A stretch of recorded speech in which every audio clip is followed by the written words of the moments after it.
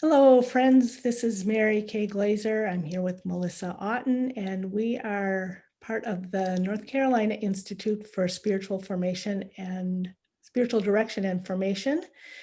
We're part of the leadership team, and we're here to talk today about some different areas of focus that you might consider when seeking a spiritual director. So, Melissa, what are some of those areas of focus? So people come into spiritual direction by all kinds of different ways and means. Sometimes people come in a very general sense, looking for a spiritual companion or a mentor, a guide. Other people may come because they are familiar with spiritual direction. They may have been doing spiritual direction work for a while, and they have a particular need or a focus that has perhaps arisen out of their work in spiritual direction. So sometimes a directee will have an idea about something that they want to delve into a little more deeply, that falls within the practice and the charism of spiritual direction.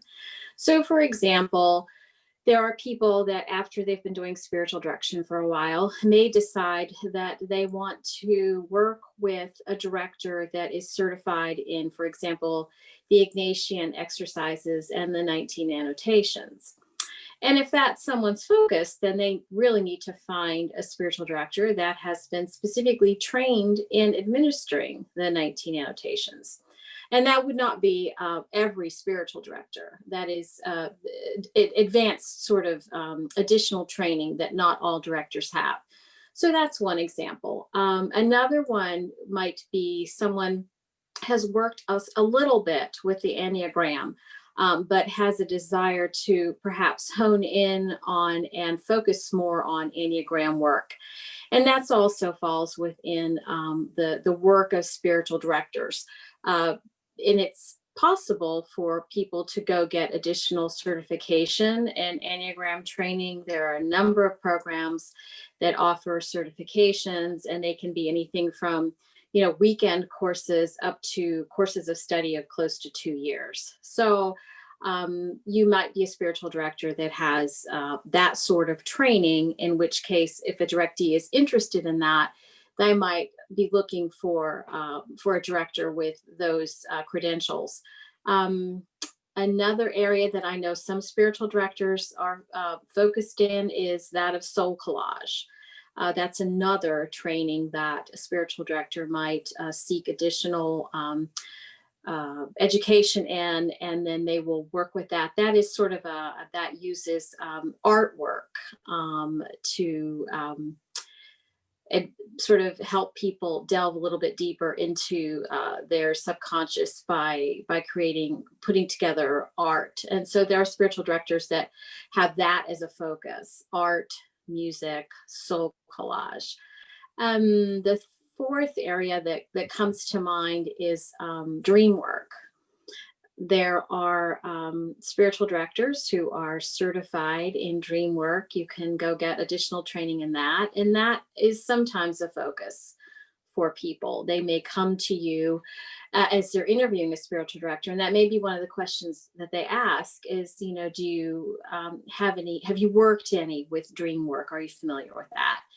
I know that Hayden, for example, offers a 2-year certification in dream work. So that's kind of another specialized area that a directee might be seeking broader information on, and might want to work with a director that has more training in that area. So those are just a couple of examples. And except for the Ignatian exercises, I know that spiritual directors might not have the extra certification, but I don't have any special certification in using art, for instance, in spiritual direction, and yet, I'll bring that in at times. So it can be part of a generalist approach, and it can be like if somebody really wants to like for dream work, like I can ask questions about dreams. I've had some courses in dream work, but I don't have any certifications or any Right. special expertise. So I can do that in spiritual, as a spiritual director with somebody who wants to explore a dream. And if they want to go deeper into that, then I would suggest finding somebody who has Right. more expertise in that area. Yeah, I think most of us are, most spiritual directors have a degree of familiarity with all of these things. Like we certainly are familiar with Ignatian practices and probably use them with our directees. But that isn't the same thing as Right. being a certified Ignatian facilitator. So we're kind of many of us are jacks of all trades, but there are people that are masters of some. And there may be directees that have a specific focus that they're interested in exploring. And in that case, they may be trying to find someone that has specific training in a particular area. But most of us, as just general spiritual directors, are going to know something about all of these things, but maybe just not the in depth focus necessarily that a particular directee is looking for.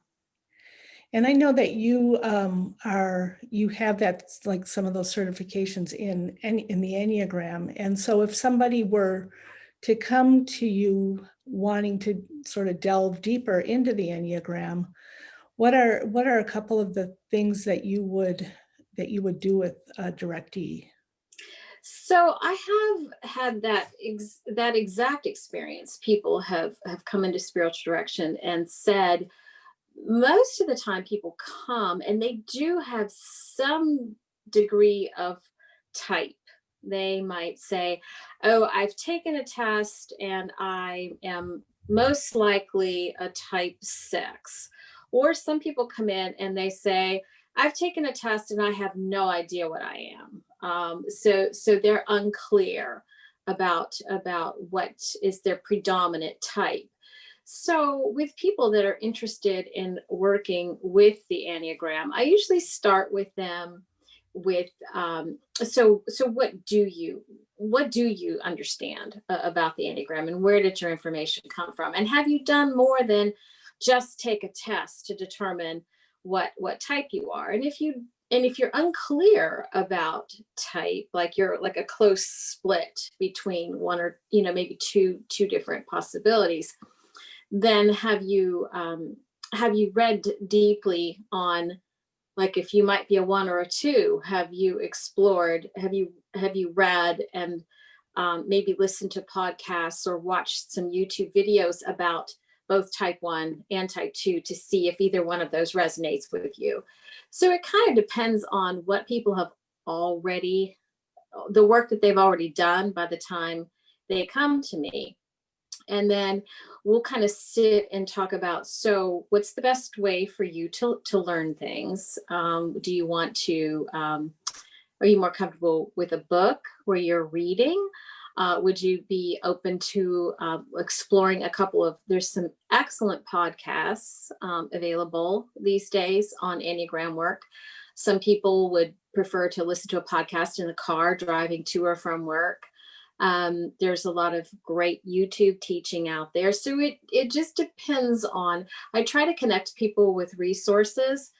And if they want to explore that in between the times that we meet, then I ask them to do that if that sounds appealing to them. And then I ask them to bring their reflections, their observations, and their questions with them back to the next time that we get together specifically. Like, what if you've been exploring your eightness, then what comes up from you? One comes up for you that is captures your curiosity, or you push back against because you think, oh, that doesn't sound exactly like me, or just I ask them to kind of dig into it on their own and then sit with it, reflect on it, and bring their questions back.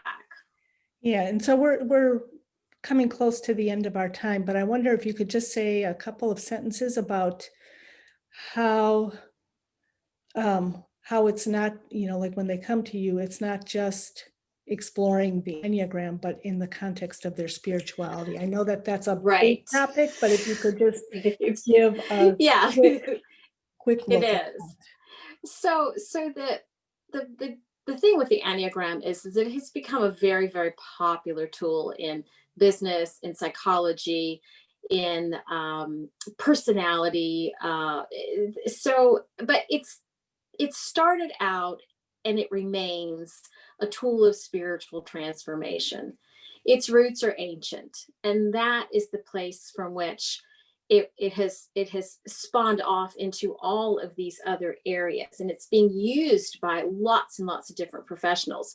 But at its core, the Enneagram is a tool for spiritual transformation. So therefore, it very much is a part of spiritual direction, in the sense that when people are trying to discern and to come to understand their personality and what's even deeper underneath the personality, the true self, and sort of unpacking all of that, and um, coming to an awareness of how they process reality, and the way that that intersects with other people in their lives, and how they're processing reality based on, all of their interpersonal factors. So it's absolutely an important part of spiritual direction for people that are drawn to it, interested in it, and find that working with it helps them to understand, particularly,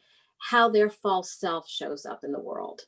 And I tend to think that that's probably the most useful aspect of working with the Enneagram, is understanding how the ego and the false self are structured, and how each particular type shows up when they're working from the false self, more so than from their more highly self-actualized part, because the Enneagram, everyone exists on a continuum from functional to highly functional. Right. Thanks. So that does it for us for today. Look for our next video, and continue to explore how to find a spiritual director who might be a good fit for you. Thanks, Melissa. Bye, everybody. Bye. Thank you.